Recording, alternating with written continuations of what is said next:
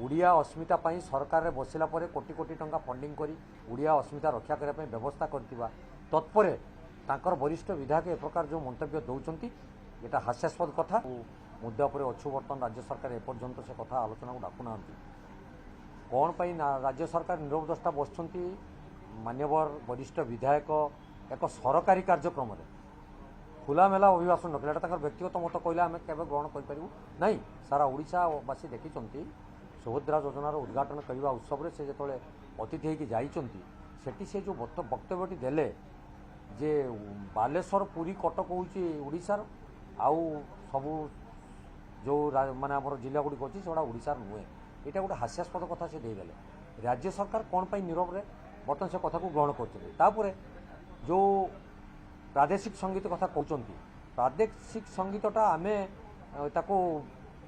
एप्रुवाल कर जोटा राज्य सरकार ताको अधिग्रहण करी जे प्रादेशिक संगीत ताको आमर ओडिशार संगीत भाई राज्यर संगीत रूपे मान्यता प्रदान करते कौन जनजान से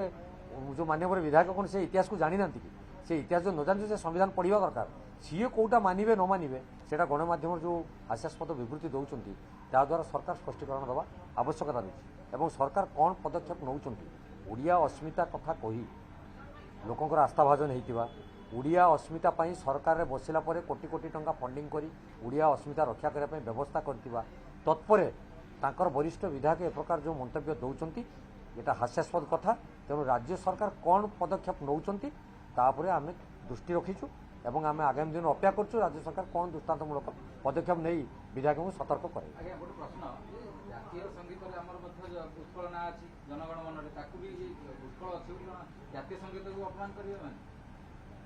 मु तो आपण मान मुहर शुणुची किंतु मु जाना चाहूँगी जे आपण मैंने निजे अनुभव करंतु जो मैंने भारत माता की जय नारा करुचंती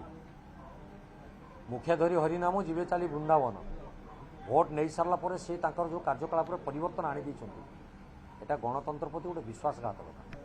तेणु सी निजे समीक्षा करंतु जे कौन पाई ए प्रकार मंतव्य दौरान बार्धिक दृष्टि दौरान किंबा एटा मानसिकता सी कथा सरकार आगे स्पष्टीकरण रखिए तापर जाई आम गणमाध्यम को विवृत्ति प्रदान करें।